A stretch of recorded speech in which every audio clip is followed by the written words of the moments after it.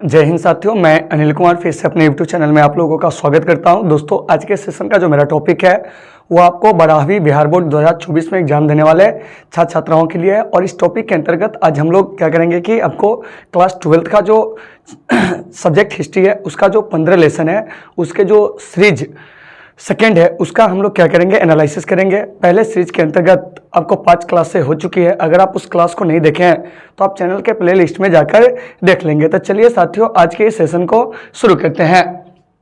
तो देखिए, आज के सेशन का जो मेरा पहला टॉपिक है वो क्या है, पहले इसे समझेंगे। देखिए, सारे लोगों को उम्मीद है दिखते होंगे क्वेश्चन। क्या जहाँ दिक्कत होगा आप लोग बताएंगे भी। उम्मीद है कि सभी लोगों को ये क्वेश्चन दिखते होंगे।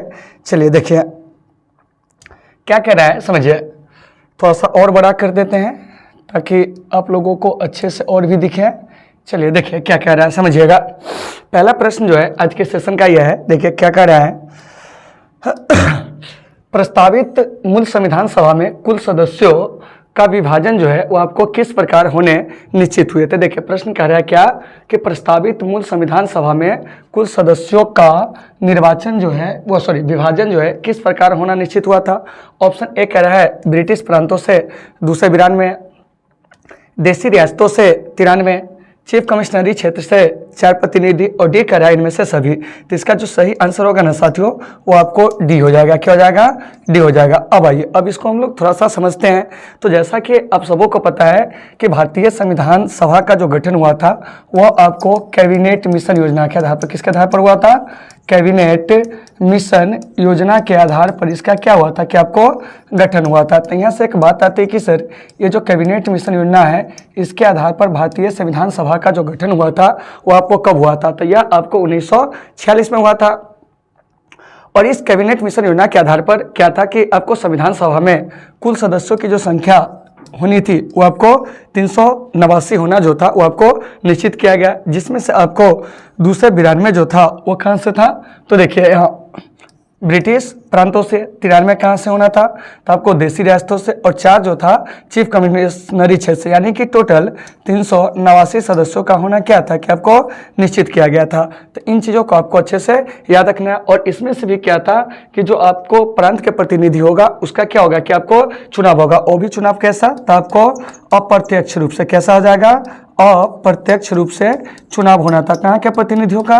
तो आपको प्रांतों के प्रतिनिधि जो थे वो आपको चुनाव द्वारा आने थे। वो भी कैसे? तो अप्रत्यक्ष रूप से, यानी कि प्रांतों की विधानसभा द्वारा उनका क्या होना था कि आपको चुनाव होना था।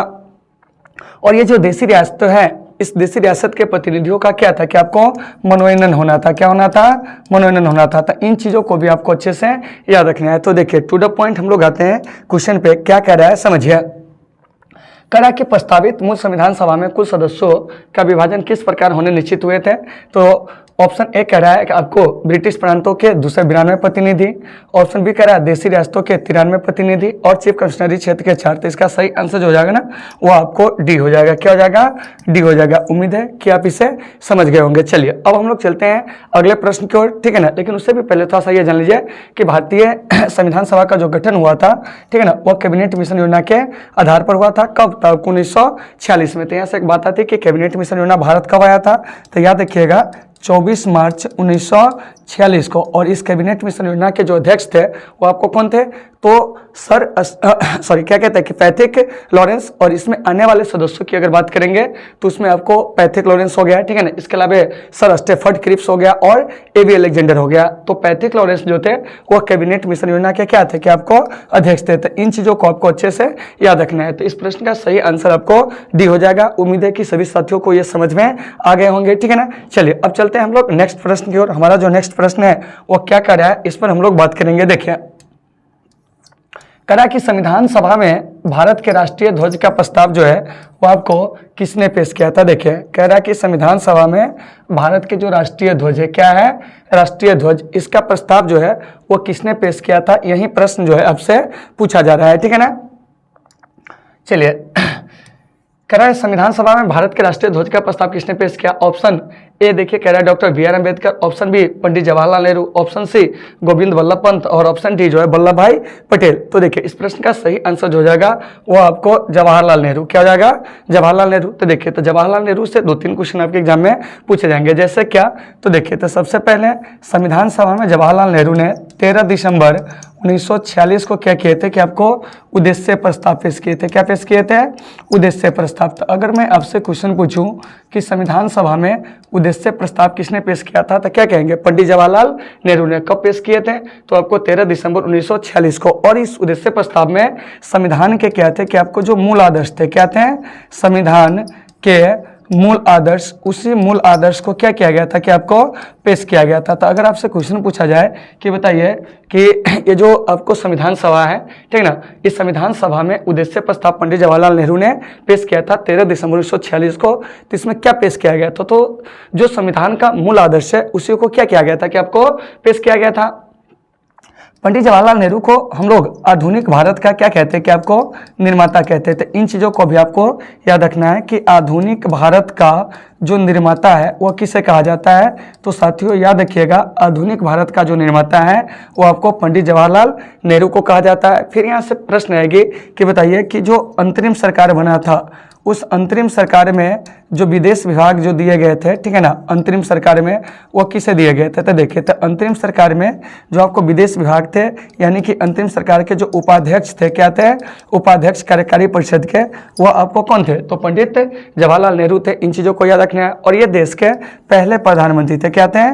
प्रथम प्रधानमंत्री थे। तो इन चीज़ों को भी आपको अच्छे से याद रखना है। और प्रथम प्रधानमंत्री के रूप में जो इनका कार्यकाल था 1947 से 1964, ठीक है ना, और पद पे रहते हुए मरने वाले ये देश के पहले क्या थे कि आपको प्रधानमंत्री थे। तो इन चीज़ों को भी साथियों आपको अच्छे से याद रखना है। फिर यहाँ से एक प्रश्न आएगी, क्या जानते हैं कि भारतीय विदेश नीति का जनक क्या है?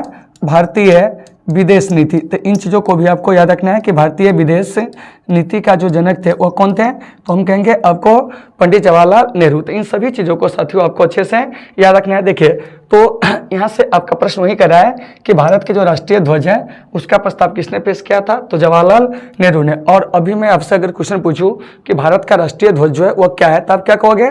भारत का जो राष्ट्रीय ध्वज है साथियों वो आपको तिरंगा है। क्या है? तिरंगा है। तो इन चीज़ों को याद रखना है। फिर यहाँ पे ऑप्शन है आपको डॉक्टर बी आर अम्बेडकर। तो इनके बारे में भी जान लीजिए। तो देखिए तो डॉक्टर अम्बेडकर साहब जो थे, संविधान का निर्माण करने वाली जो सबसे प्रमुख समिति थी आपको प्रारूप समिति। क्या है? प्रारूप समिति, या इसी को कहते हैं हम लोग मसौदा समिति। क्या कहते हैं? मसौदा समिति। उसके लिए क्या थे कि आपको अध्यक्ष थे। तो यहाँ से एक बात आती है कि सर प्रारूप समिति का गठन कब हुआ था? तो साथियों प्रारूप समिति का गठन जो हुआ था 29 अगस्त 1947 को। तो इन चीज़ों को आपको अच्छे से याद रखना है। तो कभी कभी प्रश्न पूछा जाएगा कि बताइए कि ये जो प्रारूप समिति है इसका गठन कब हुआ था? तो इसका गठन आपको 29 अगस्त 1947 को हुआ था। और प्रारूप समिति के अध्यक्ष कौन थे? Doctor B R Ambedkar. प्रारूप समिति का कार्य क्या था? तो संविधान के प्रारूप पर विचार विमर्श करना। उसके बाद है गोविंद वल्लभ पंत।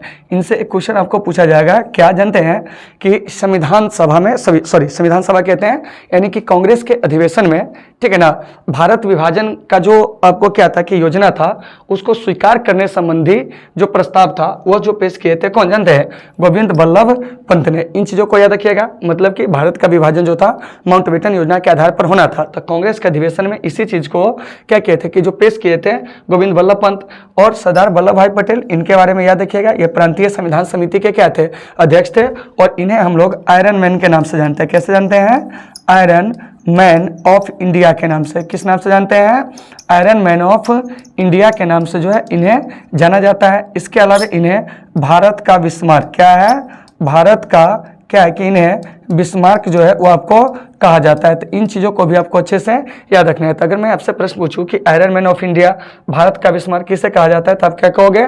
सरदार वल्लभ भाई पटेल को। तो साथियों इन सभी चीज़ों को आपको अच्छे से क्या करना है? याद रखना है। और आप लोगों को इस प्रश्न में किसी प्रकार की कोई दिक्कत होती है तो आप लोग कमेंट करके भी बताओगे, ठीक है ना।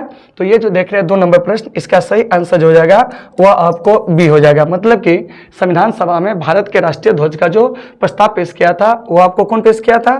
तो आपको पंडित जवाहरलाल नेहरू ने। और नेहरू जी 13 दिसंबर 1946 को उद्देश्य प्रस्ताव भी पेश किए थे जिसमें संविधान के मूल आदर्श पेश किए गए थे।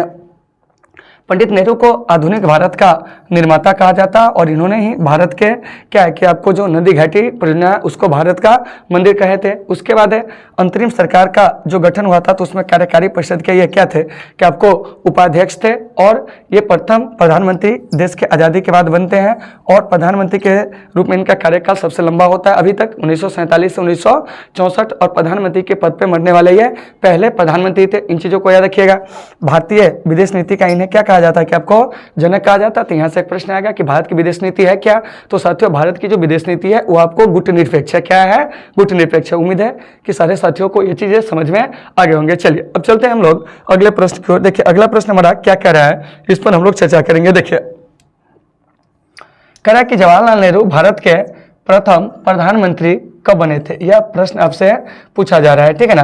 तो देखिए प्रश्न क्या कहा जा रहा है, यहां से ध्यान से समझिएगा, ठीक है ना, कि जवाहरलाल नेहरू भारत के प्रथम प्रधानमंत्री कब बने थे, यह प्रश्न आपसे क्या है कि आपको पूछा जा रहा है। देखिए सारे लोगों को दिख रहे होंगे, ठीक है ना। ऑप्शन ए कह रहा है 1946, 1947, 1948, 1949। तो देखिए तो ये जो पंडित नेहरू हैं भारत के प्रथम प्रधानमंत्री बने थे आपको 15 अगस्त 1947 को। कब बने थे? 15 अगस्त 1947 को। और प्रधानमंत्री पद पर ये रहे थे 27 मई 1964 तक। यानी कि अब तक भारत के जितने भी प्रधानमंत्री बने हैं उनमें इनका सबसे लंबा क्या है कि आपको कार्यकाल है। तो इन चीज़ों को आपको अच्छे से याद रखना है। फिर यहाँ से एक बात आती है कि सर ये जो पंडित जवाहरलाल नेहरू है इनको प्रधानमंत्री के रूप में पहली बार जो शपथ दिलाए थे वो कौन दिलाए थे, तो वे आपको लॉर्ड माउंटबेटन दिलाए थे। कौन दिलाए थे? Lord Mountbatten. तो इन चीज़ों को आपको अच्छे से याद रखना है। तो अगर मैं आपसे प्रश्न पूछूं कि बताइए कि ये जो आपको पंडित जवाहरलाल नेहरू है इनको प्रधानमंत्री के रूप में जो शपथ दिलाए थे कौन दिलाए थे, तो क्या कहेंगे? लॉर्ड माउंटबेटन ने। किसने दिलाया था? लॉर्ड माउंटबेटन ने। तो इन चीज़ों को आपको अच्छे से याद रखना है। फिर यहाँ से एक बात आती है कि ये जो पंडित जवाहरलाल नेहरू है ये क्या थे कि आपको पद पे रहते हुए मरने वाले हमारे देश के क्या थे कि पहले प्रधानमंत्री थे। तो एक चीज़ याद रखिएगा, हमारे देश के 3 ऐसे प्रधानमंत्री हैं जिनकी मृत्यु जो है वो आपको पद पे रहते हुए हुई है। एक है सबसे पहले आपको पंडित जवाहरलाल नेहरू। क्या है? पंडित जवाहरलाल नेहरू। इन चीज़ों को याद रखिएगा। पंडित जवाहरलाल नेहरू की जो मृत्यु होती है पद पर रहते हुए 1964 में, डेट था 27 मई। इन चीज़ों को याद रखिएगा। दूसरे प्रधानमंत्री जो पद पर रहते हुए जिनकी मृत्यु हुई थी वह आपको लाल बहादुर शास्त्री जी। कौन है? लाल बहादुर शास्त्री जी। तो देखिए तो लाल बहादुर शास्त्री जी की जो मृत्यु हुई थी ना यह भी पद पे रहते हुए 1966 में। और तीसरे प्रधानमंत्री है इंदिरा गांधी। क्या है? इंदिरा गांधी, जिनकी मृत्यु भी पद पे रहते हुए हुई थी। कब हुई थी? तो आपको 31 अक्टूबर 1984 को। तो इन चीज़ों को भी साथियों आपको अच्छे से याद रखना है, ठीक है ना। और इसमें से जितने भी प्रधानमंत्री देख रहे हैं सबकी मृत्यु जो थी वो आपको पद पर रहते हुए क्या है कि आपको हुई थी। तो इन सभी चीज़ों को आपको अच्छे से याद रखना है। और इसमें लाल बहादुर शास्त्री जी के बारे में एक चीज़ और याद रखिएगा कि यह देश के अब तक के एकमात्र ऐसे प्रधानमंत्री है जिनकी मृत्यु विदेश में हुई थी। कहाँ? तो लाल बहादुर शास्त्री जी की मृत्यु जो हुई थी वो आपको ताशकंद में हुई थी। क्या हुई थी? ताशकंद में। तो इन चीज़ों को अच्छे से याद रखना है। और उस समय ताशकंद जो था USSR, क्या है? USSR का हिस्सा था, मतलब सोवियत संघ का हिस्सा था। और अभी जो ये ताशकंद है यह आपको उज्बेकिस्तान की क्या है कि आपको राजधानी है। किसकी राजधानी है? उज्बेकिस्तान की राजधानी है। तो इन चीज़ों को भी साथियों आपको अच्छे से क्या करना है कि आपको समझना है। तो वहीं आपका प्रश्न कर रहा है कि जवाहरलाल नेहरू भारत के प्रथम प्रधानमंत्री कब बने थे? 1947 में। और एक चीज़ याद रखिएगा, पंडित जवाहरलाल नेहरू 3 बार आपको कांग्रेस के अध्यक्ष बने थे। इन चीज़ों को भी आपको अच्छे से याद रखना है। कब कब बने थे? तो देखिए 1929 में, देखिए स्वतंत्रता से पहले 1936 में और 1937 में। तो इन चीज़ों को भी आपको अच्छे से याद रखना है। कभी कभी क्वेश्चन पूछ लिया जाता है कि सुभाष चंद्र बोस जी इनमें से किस वर्ष कांग्रेस के अध्यक्ष बने थे? तो देखिए 1929, 1936 और 1937 में। तो उम्मीद है साथियों कि आपको ये सारे चीज होंगे समझ में आ गए होंगे। और इस प्रश्न का सही आंसर जो हो जाएगा क्या हो जाएगा? तो आपको बी हो जाएगा। चलिए अब हम लोग चलते हैं नेक्स्ट प्रश्न की ओर। हमारा जो नेक्स्ट प्रश्न है वो क्या कर रहा है इस पर हम लोग चर्चा करेंगे। देखिए कह रहा है कि भारतीय संविधान में समवर्ती सूची किसके संविधान से जो है वो आपको ली गई है, यह प्रश्न आपसे पूछा जा रहा है। देखिए क्या कह रहा है कि भारतीय संविधान में, एक बार बढ़िया से इसे और भी देख लीजिए, इसको थोड़ा सा बड़ा कर देते हैं ताकि आप लोगों को अच्छे से दिख सके। देखिए सारे लोगों को दिखते होंगे, अगर दिखने में दिक्कत हो तो आप बताएंगे। देखिए क्या कह रहा है कि भारतीय संविधान में समवर्ती सूची किसके संविधान से ली गई है। ऑप्शन ए कह रहा है USA, मतलब अमेरिका के संविधान से, ठीक है ना। उसके बाद दूसरा कह रहा है कनाडा, ऑप्शन सी कह रहा है आपको जर्मनी, ऑप्शन डी कह रहा है ऑस्ट्रेलिया। तो देखिए तो ये जो आप देख रहे हो समवर्ती सूची की प्रेरणा, यह आपको ऑस्ट्रेलिया से ली गई। तो देखिए तो ऑस्ट्रेलिया के संविधान से दो चीज को आप याद रखेंगे। एक, सबसे पहले समवर्ती सूची का जो प्रावधान है, क्या है, समवर्ती सूची का जो प्रावधान है ऑस्ट्रेलिया के संविधान से लिया गया है। इसके अलावा जो आपको प्रस्तावना की भाषा है, क्या है, प्रस्तावना की भाषा, यह भी आपको ऑस्ट्रेलियाई संविधान से क्या है कि आपको लिया गया है। अब देखिए ऑप्शन में और भी चीज़ है जिस पर हम लोग चर्चा करेंगे। जैसे देखिए जर्मनी, तो जर्मनी के संविधान से जो है वो आपको आपात उपबंध लिया गया है। क्या लिया गया है, आपात उपबंध। तो कभी कभी आपके एग्जाम में क्वेश्चन पूछ लिया जाएगा कि बताइए कि आपात उपबंध जो है भारत में वो किस देश के संविधान से प्रेरित है, तो वो आपको जर्मनी के संविधान से प्रेरित है। और हमारे भारत में बस इतना जान लीजिए आपात उपबंध जो होते हैं 3 तरह के, कौन कौन होते हैं। तो देखिए तो एक, सबसे पहले आपको राष्ट्रीय आपात, क्या हो जाएगा, राष्ट्रीय आपात, ठीक है ना। उसके बाद दूसरा जो हो जाएगा राष्ट्रपति शासन, क्या हो जाएगा, राष्ट्रपति शासन। इन चीज़ों को भी आपको अच्छे से याद रखना है। दूसरा क्या हो जाएगा, राष्ट्रपति शासन। और तीसरा जो हो जाएगा साथियों हो जाएगा वित्तीय आपात, क्या हो जाएगा, वित्तीय आपात। तो हमारे यहाँ जो आपात उपबंध है वह आपको कहीं किस देश के संविधान से प्रेरित है, तो जर्मनी के वेमर संविधान से। और इस आपात उपबंध का जो उल्लेख है संविधान के भाग किस में जानते हैं, तो आपको 18 में और अनुच्छेद की बात करेंगे। क्या करेंगे, अनुच्छेद की बात। तो अनुच्छेद 352 से 360 में जो है वो आपको आपात उपबंध की क्या है कि आपको चर्चा की गई है। तो इन चीज़ों को अच्छे से याद रखिएगा, क्योंकि देखिए इसको हम यहाँ पर इसलिए एनालिसिस कर दिए क्योंकि ये प्रश्न आपके एग्जाम में पूछे जाते हैं। अब देखिए अब है कनाडा के संविधान से। तो कनाडा के संविधान से भारत का जो संघात्मक मॉडल है, क्या है, संघात्मक मॉडल जो है भारत का वो कनाडा के संविधान से प्रेरित है। इसके अलावा राज्यपाल की नियुक्ति विशेषक, क्या है, राज्यपाल की क्या है कि आपको नियुक्ति विशेषक प्रक्रिया जो है वह भी आपको कनाडा के संविधान से क्या है कि आपको प्रेरित है। फिर यहाँ से अमेरिका आया। तो देखिए तो अमेरिका के संविधान से क्या प्रेरित है इस पर हम लोग बात करते हैं। तो देखिए तो सबसे पहले एक आपको मौलिक अधिकार, क्या है, मौलिक अधिकार, ठीक है ना। मौलिक अधिकार के अलावा जो आपको क्या कहते हैं कि ये जो प्रस्तावना का विचार है, क्या है, प्रस्तावना का विचार, ठीक है ना, यह भी आपको अमेरिकी संविधान से क्या है कि आपको प्रेरित है। इसके अलावा यहाँ से एक चीज और लिया गया है, विधि के समक्ष संरक्षण, क्या है, विधि के समक्ष क्या कहेंगे कि आपको संरक्षण, क्या है, संरक्षण। इसके अलावा आपको जो स्वतंत्र न्यायपालिका यानी सुप्रीम कोर्ट जैसे चीजें हैं, ठीक है ना। तो देखिए तो सर्वोच्च न्यायालय का विचार, क्या है, सर्वोच्च न्यायालय का जो विचार है वो भी आपको यहीं से क्या है कि आपको प्रेरित है। इसके अलावा आपको राष्ट्रपति उपराष्ट्रपति के जो पद है, क्या है, राष्ट्रपति उपराष्ट्रपति के जो पद है वो भी आपको कहाँ से प्रेरित है, तो वह सभी जो है अमेरिका से प्रेरित है। इसके अलावा जो जनहित याचिका है, क्या है, जनहित याचिका, इन सभी चीजों को आपको याद रखना होगा, ठीक है ना।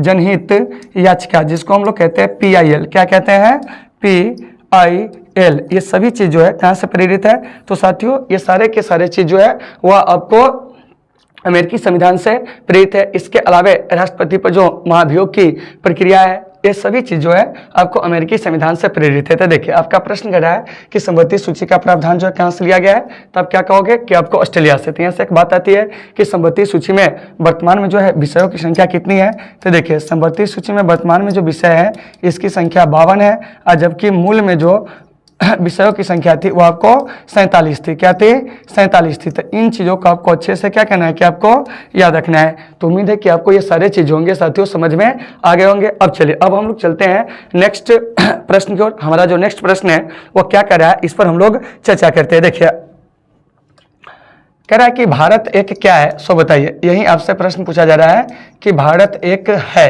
क्या है, भारत एक है, यह आपसे पूछा जा रहा है। तो देखिए आप लोग इसे बढ़िया से देख लीजिए, उसके बाद हम इसको बढ़िया से फिर समझाएंगे। देखिए क्या कह रहा है कि भारत एक है, क्या है, यह आपसे पूछा जा रहा है। देखिए ऑप्शन ए कह रहा है धर्मनिरपेक्ष राष्ट्र, ऑप्शन बी कह रहा है हिंदू मुस्लिम राष्ट्र, ठीक है ना, ऑप्शन सी कह रहा है हिंदू राष्ट्र, इनमें से कोई नहीं। तो देखिए तो भारत जो है ना वो आपको एक धर्मनिरपेक्ष राष्ट्र है, क्योंकि हमारे संविधान की प्रस्तावना में भी आपको पंथ निरपेक्ष होने की बात कही गई है, क्या है, कही गई है। इसके अलावा आपको जो धार्मिक स्वतंत्रता का अधिकार जो हमारा मौलिक अधिकार है उसमें भी क्या है कि आपको कहीं ना कहीं धर्मनिरपेक्ष राष्ट्र के संदर्भ में क्या है कि आपको चर्चा की गई है, ठीक है ना। तो इसका जो सही आंसर हो जाएगा साथियों वह आपको ए हो जाएगा। तो यहाँ से एक बात आती है कि सर धर्मनिरपेक्षता का मतलब होता है क्या, तो देखिए निरपेक्षता का मतलब होता है किसी भी राष्ट्र या राज्य का अपना कोई धर्म ना होना ही क्या कहलाता है, तो आपको धर्मनिरपेक्षता कहलाता है। तो इन चीज़ों को आपको अच्छे से याद रखना है। तो हमारे संविधान की प्रस्तावना में एक चीज पूछा जाएगा कि जो पंथ निरपेक्ष शब्द है वो आपको कब जोड़ा गया था। तो साथियों याद रखिएगा, संविधान की जो प्रस्तावना है उस प्रस्तावना में आपको पंथ निरपेक्ष क्या है, पंथ निरपेक्ष, इसके अलावा आपको अखंडता क्या है, अखंडता, और आपको समाजवादी क्या है, समाजवादी, ये तीनों शब्द जो जोड़े गए थे ना, यह आपको 1976 में, कितना में जोड़े गए थे, 1976 में, किस संविधान संशोधन द्वारा, तो आपको 42वें संविधान संशोधन के द्वारा। तो इन चीज़ों को साथियों आपको अच्छे से क्या करना है, याद रखना है। उम्मीद है कि सभी लोगों को समझ में आ गए होंगे, ठीक है ना। फिर यहाँ से एक बात आती है कि सर प्रस्तावना में अब तक कितने बार संशोधन हुआ है। तो देखिए हमारे संविधान की प्रस्तावना में अब तक मात्र एक बार क्या है कि आपको संशोधन हुआ है, वो भी आपको 1976 में, और इसी संशोधन के द्वारा क्या हुआ था कि आपको पंथ निरपेक्ष, अखंडता और समाजवादी जो आपको राष्ट्र है यह क्या किया गया था कि आपको मतलब जोड़ा गया था, मतलब समाजवादी शब्द जो था जोड़ा गया था। मतलब आप कह सकते हो कि भारत एक क्या है कि आपको समाजवादी राज्य है, ठीक है ना, और हमारे यहाँ का जो समाजवाद है वो आपको विशिष्ट है, और यह आपको ब्रिटेन के लोकतांत्रिक समाजवाद से क्या है कि आपको प्रेरित है। तो इन चीज़ों को आपको साथियों अच्छे से क्या करना है, याद रखना है। तो उम्मीद है कि सभी लोगों को ये चीज़ें जो होंगे आसानी से समझ में आ गए होंगे। अब हम लोग चलते हैं अगले जो प्रश्न है हमारा उस प्रश्न की ओर, लेकिन उससे पहले जान लीजिए कि इसका आंसर क्या हो जाएगा। तो इसका आंसर साथियों आपको ए हो जाएगा, क्या हो जाएगा, ए हो जाएगा। और यहां से एक चीज आया है आपको क्या प्रस्तावना, तो याद रखिएगा कि जो प्रस्तावना है, ठीक है ना, या इसी को हम लोग कहते हैं उद्देशिका, क्या कहते हैं, उद्देशिका। देखिए हमको यहाँ पर यह कहना चाहिए कि उद्देशिका को हम लोग प्रस्तावना बोलते हैं, या इसी को हम लोग कहते हैं प्रीएम्बल, क्या कहते हैं, प्रीएम्बल, ठीक है ना। तो यहाँ से एक क्वेश्चन पूछा जाएगा कि प्रस्तावना सबसे पहले किस देश के संविधान में शामिल किया गया था, तो अमेरिकी संविधान में। और ये जो आप देख रहे हो प्रस्तावना की भाषा क्या है, भाषा वह भारतीय संविधान में जो है आपको ऑस्ट्रेलिया से लिया गया। कहाँ से लिया गया है, ऑस्ट्रेलिया से, याद रखिएगा कहाँ से, ऑस्ट्रेलिया से लिया गया है। और इधर जो देख रहे हैं आप प्रस्तावना का जो विचार है, क्या है, विचार, वह साथियों आपको अमेरिका से लिया गया। कहाँ से लिया गया है, अमेरिका से। तो उम्मीद है कि आपको ये सारे चीजें होंगे समझ में आ गए होंगे। देखिए ये सब पूछा भी जाता है, और प्रस्तावना को संविधान की कुंजी कहा जाता है, प्रस्तावना को संविधान का परिचय पत्र कहा जाता है, संविधान को के मुंशी ने क्या कहा था कि आपको भारत की राजनीतिक जन्म कुंडली कहा था। तो ऐसे क्वेश्चन आपके एग्जाम में पूछे जाएंगे। तो आपको इन सारे प्रश्नों को अच्छे से क्या होगा, क्लियर करना पड़ेगा। एग्जाम में जो भी चीज आए आप उससे आसानी से क्या करेंगे कि बना देंगे। तो यहाँ से एक चीज और रिकॉल कर लीजिए, संविधान की प्रस्तावना में जो है पहली बार जो संशोधन हुआ था एक ही बार हुआ है, कब, 1976 में, ठीक है ना। और इसके द्वारा 3 शब्द पंथ निरपेक्ष, अखंडता, समाजवादी, इससे क्या किया गया था कि आपको जोड़ा गया था। और 1976 में कौन सा संशोधन हुआ था संविधान में, तो कहेंगे आपको 42वां संविधान संशोधन। क्या हुआ था, 42वां संविधान संशोधन। तो इन चीजों को साथियों आपको अच्छे से याद रखना है। तो इस प्रश्न का सही आंसर आपको क्या जाएगा, ए, मतलब कि भारत जो है आपको एक पंथ निरपेक्ष राष्ट्र है। इन चीजों को आपको अच्छे से क्या करना होगा कि आपको याद रखना होगा। तो उम्मीद है साथियों कि आपको ये सारे चीजें होंगे वो आपको समझ में आ गए होंगे। चलिए आगे चलते हैं।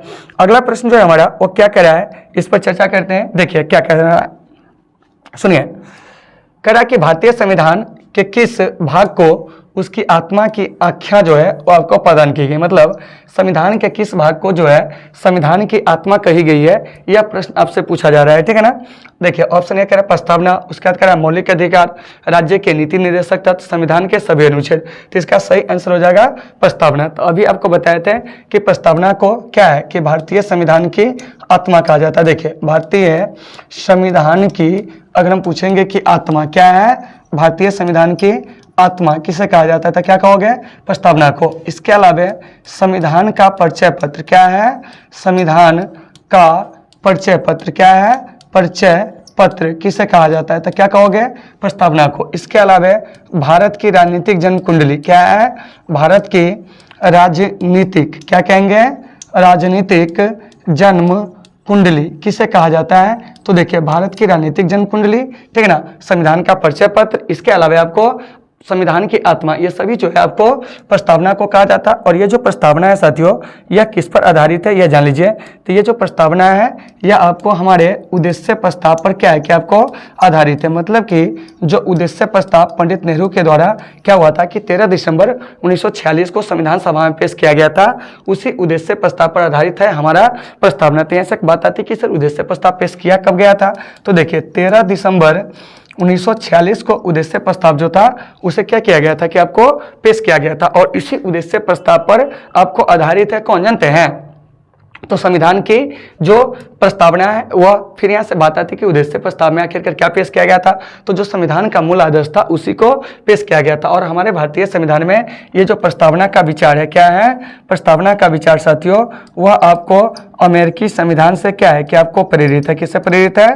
अमेरिकी संविधान से प्रेरित है। और भारतीय संविधान में क्या है कि आपको जो प्रस्तावना की भाषा है, क्या है भाषा है, वह आपको कहाँ से प्रेरित है? तो प्रस्तावना की जो भाषा है वो आपको ऑस्ट्रेलिया, क्या है ऑस्ट्रेलिया के संविधान से क्या है कि आपको प्रेरित है। तो इन चीज़ों को याद रखना है। प्रस्तावना का विचार कहेंगे तो वो आपको अमेरिकी संविधान से, प्रस्तावना की भाषा कहेंगे तो वह आपको ऑस्ट्रेलिया के संविधान से क्या है कि आपको प्रेरित है। फिर यहाँ से एक बात आएगी आपको मौलिक अधिकार। तो देखिए, तो ये जो मौलिक अधिकार है हमारे संविधान में अमेरिकी संविधान से क्या है कि आपको प्रेरित है। तो इन चीज़ों को याद रखना है। राज्य के नीति निर्देशक तत्व जो है हमारे संविधान में, ये आपको आयरलैंड से क्या है कि आपको प्रेरित है। साथियों यहाँ से क्वेश्चन आएंगे, क्या आएंगे? एक क्वेश्चन आएंगे कि मौलिक अधिकार की जो चर्चा है संविधान के किस भाग में? तो देखिए, भाग 3 मौलिक अधिकार, भाग 4 जो हो जाएगा वो आपको राज्य के नीति निर्देशक तत्व।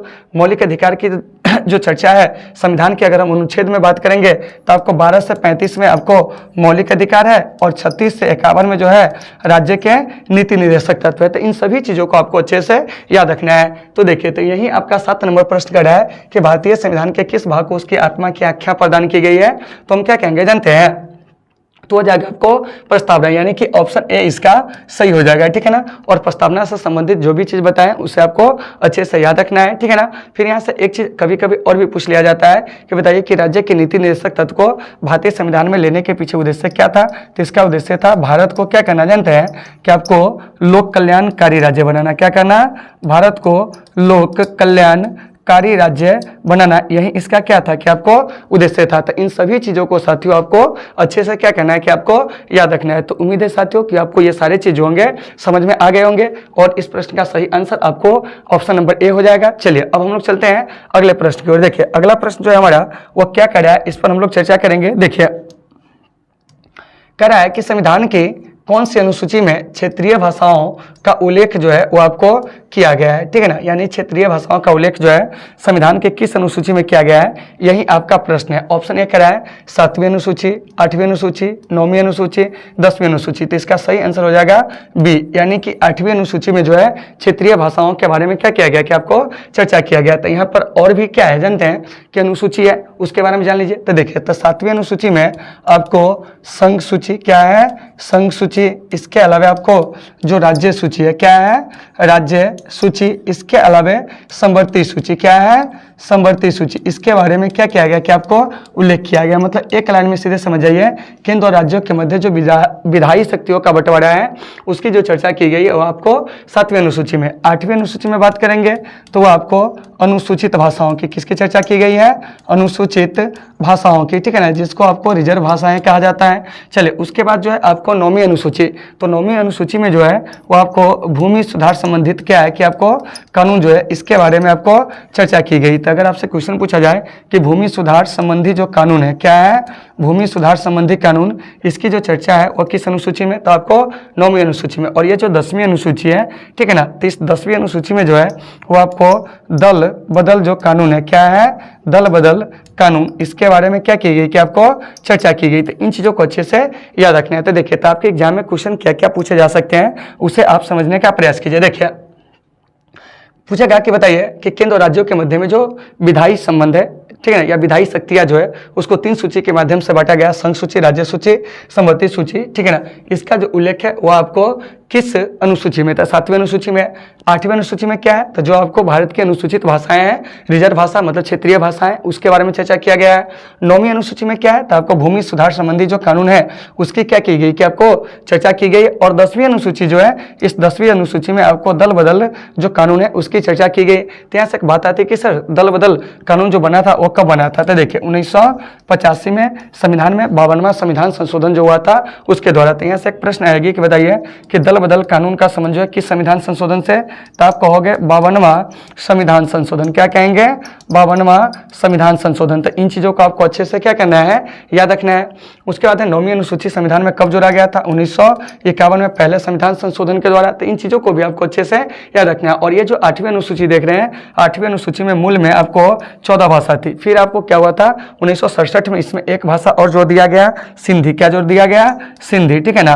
तब हो गया इसमें आपको 15 भाषाएं। और उसके बाद आपको 1992 में 3 भाषा जो था आपको कोंकणी, मणिपुरी, नेपाली, उसे जोड़ दिया गया। तब 15 3 हो गया 18। और उसके बाद 2003 में इसमें 4 भाषा जोड़ा गया था, बोडो, डोगरी, संथाली और मैथिली। तो इन चीज़ों को भी साथियों आपको अच्छे से क्या करना है, याद रखना है। तो उम्मीद है कि आपको ये सारे चीज़ होंगे आसानी से समझ में आ गए होंगे, ठीक है ना। तो इस प्रश्न का सही आंसर बी हो जाएगा। चलिए अगले प्रश्न की ओर चलते हैं, और जो नहीं समझ में आए आप लोग बताएंगे भी, ठीक है ना। फिर हम उसे क्या करेंगे कि आपको दोबारा समझाएंगे। देखिए क्या कह रहा है कि संविधान की 8वीं अनुसूची में सम्मिलित भाषाओं की जो संख्या है वो आपको कितनी है? क्या है? कितनी है, ये पूछा जा रहा है। देखिए तो अभी जो है आपको 22 है। कितनी है? 22 है। लेकिन मूल में क्या था साथियों कि आपको 14 था। क्या था? मूल में 14 था, ठीक है ना। फिर यहाँ से 15 कब हुआ? तो देखिए तो इसमें आपको सिंधी को जोड़ा गया, ठीक है ना। सिंधी के बाद आपको क्या है कि आपको कोंकणी, क्या है? कोंकणी। कोंकणी के बाद जो है वो आपको मणिपुरी, क्या है? मणिपुरी। और उसके बाद जो है आपको नेपाली को भी जोड़ा गया। तो 15 3 कितना हो गया? देखिए 14 15 15 3 18। उसके बाद क्या था कि आपको बोडो, क्या है? बोडो। डोगरी, क्या है? डोगरी। उसके बाद है आपको संथाली, क्या है? संथाली। और इसके बाद एक जो है आपको मैथिली, क्या है? मैथिली। इसको बाद में क्या किया गया था कि आपको जोड़ा गया था। तो देखिए तो सिंधी को जोड़ा गया था 1967 में, ठीक है ना, 21वें संविधान संशोधन द्वारा। किसके द्वारा? 21वें संविधान संशोधन के द्वारा। कोंकणी, मणिपुरी, नेपाली को जोड़ा गया था वह आपको 1992 में 71वें संविधान संशोधन के द्वारा। किसके द्वारा? 71वें संविधान संशोधन के द्वारा। बोडो, डोगरी, संथाली, मैथिली को जोड़ा गया था आपको 2003 में, ठीक है ना। किसके द्वारा जानते हैं? तो आपको यानी कि 92 जो संविधान संशोधन हुआ था उसके द्वारा। तो इन चीज़ों को भी आपको अच्छे से याद रखना था। कभी कभी प्रश्न पूछ लिया जाएगा कि 92वां संविधान संशोधन 2003 द्वारा किन किन भाषाओं को जोड़ा गया था, तो आप क्या कहोगे जानते हैं? तो आपको बोडो, डोगरी, संथाली और मैथिली को। उसके बाद सिंधी को कब जोड़ा गया था? 1967 में। तो देखिए यहाँ पर जितने भी बताए हैं सारे भाषाओं के बारे में आपको याद रखना है। और संविधान की 8वीं अनुसूची का संबंध किससे है? तो आपको क्षेत्रीय भाषाओं से। तो उम्मीद है साथियों कि आपको ये सारे चीज होंगे आसानी से समझ में आ गए होंगे। अब हम यहाँ से आगे चलते हैं और अगले प्रश्न के बारे में जानने का प्रयास करेंगे। देखिए क्या कह रहा है समझिए क्या कह रहा है। भारतीय संविधान के किन अनुच्छेदों में राजभाषा संबंधी जो है वो आपको प्रावधान है? क्या है? राजभाषा संबंधित जो है वो आपको प्रावधान, मतलब कि प्रावधान है। देखिए इसमें से राजभाषा में से राज गायब है, तो यहाँ पर समझ जाइएगा राजभाषा की बात हो रही है। किसकी बात हो रही है?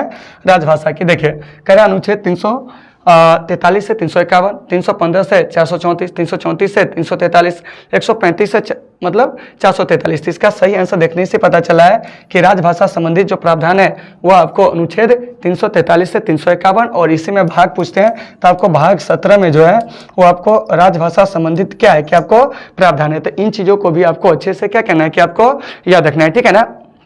तो देखिए तो अभी जो भारत की राजभाषा है वो क्या है? तो आपको हिंदी है, संविधान के अनुच्छेद 343 के 1 के तहत। इन चीज़ों को भी आपको अच्छे से क्या करना है कि आपको याद रखना है। तो उम्मीद है साथियों कि आपको ये सारे चीज़ें होंगे आसानी से समझ में आ गए होंगे। तो आज के इस सेशन को हम लोग यहीं पे विराम देते हैं, फिर मिलते हैं आपसे नेक्स्ट क्लास में। जब तक के लिए आप सभी साथियों से सुविधा, take care all of you.